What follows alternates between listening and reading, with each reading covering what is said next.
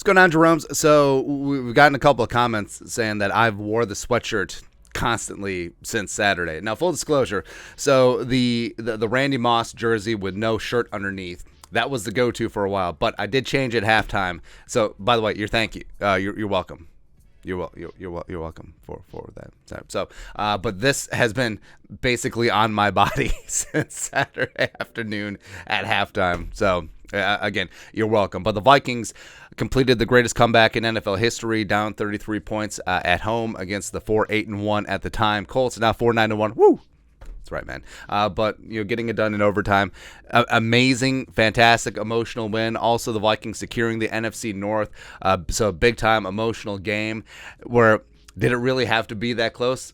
Maybe, maybe not. But now the Vikings have a problem, and especially for head coach Kevin O'Connell, where the Vikings now, coming off a big-time emotional win, we've always said it's very tough the next week to be able to get up. And you see this around the league. It's not just the Vikings, but every single team that wins in a highly charged emotional game, sometimes overtime, so you're playing extra football, it's kind of hard to get up the next week. It is, because the emotion of the game can linger into the next week and then get into practice and all that stuff. I mean, as evidenced by the Vikings up at the top, Minneapolis Miracle, Keenum, Diggs, sideline touchdown, that whole thing. So the Vikings win. Probably, well, yes, the most stunning finish to a playoff game in NFL history. Absolutely. And then NFC title game. So NFC title game, you have a home Super Bowl on the line. Justin Timberlake playing halftime. I mean, that should motivate you, right? But then after that first touchdown drive, Keenum to Kyle Rudolph, you're like, here we go, and then shellacked. All right, so one of the worst losses in playoff history. Everything was on the line. Just Garbaggio. And we've even experienced it this year, right? So the Vikings go into Buffalo, come back from 17 points down, get a win in overtime. Ooh.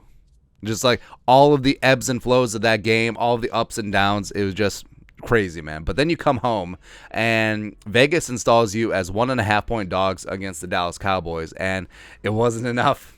Apparently they were off by 36 points. But yeah, the Vikings just laid an egg, 40-3, just an absolute ass kicking. There's no other way around it, and it's tough. It's tough. But now the question is, what do the Vikings do after this game?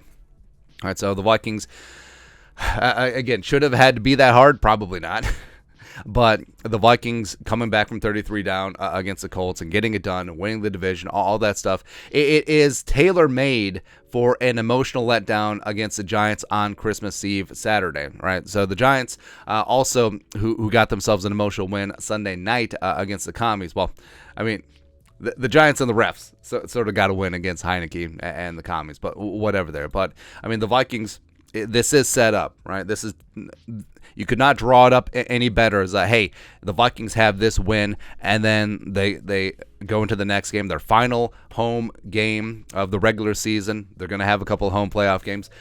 So this one is grooved, even though Vegas doesn't see it that way. The Vikings are still 4-point favorites against the Giants, but I mean, the Vikings are still in a spot where, I mean, the Giants are a good football team. They're 5-1.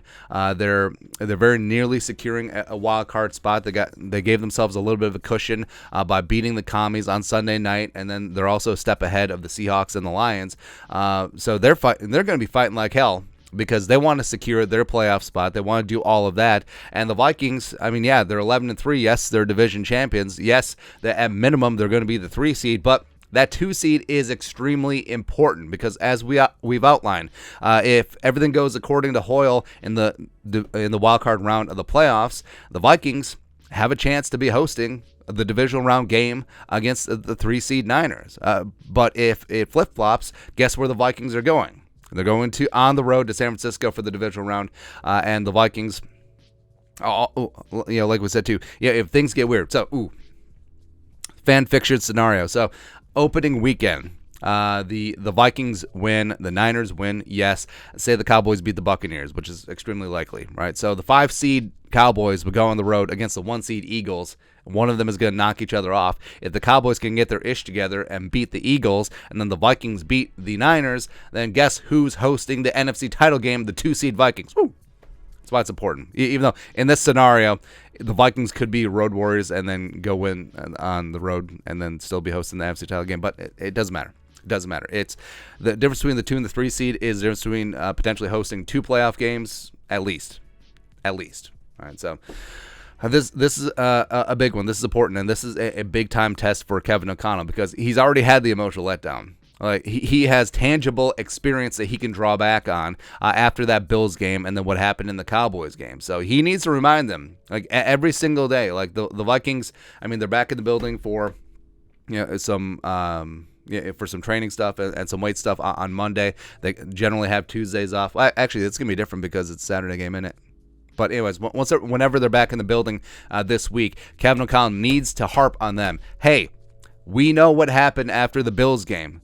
The Cowboys game cannot happen again. We are too big. We are too proud. We are too good of a football team to be embarrassed like that at home. And the Giants, 8-5-1. Daboll's got them playing some pretty damn decent football, man. Plus that defense starting to get after it with Kevin Thibodeau. So got to bring it.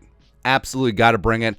Make sure that the Vikings fans have a beautiful Christmas Eve gift and just go from there. Just go from there. But yeah, this can't happen. This can happen, so the Vikings do have to get up off the mat. They do have to get over the emotional hangover.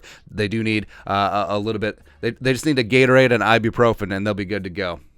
There you go. But your thoughts are thoughts. Big test for Kevin O'Connell as the Vikings look to avoid the emotional hangover Saturday against the Giants on Christmas Eve. Let us know your thoughts and our thoughts in the comment section below. Subscribe for daily Vikings takes. Want to support the work? Put a little something in the Venmo. But until next time, Skol, production value.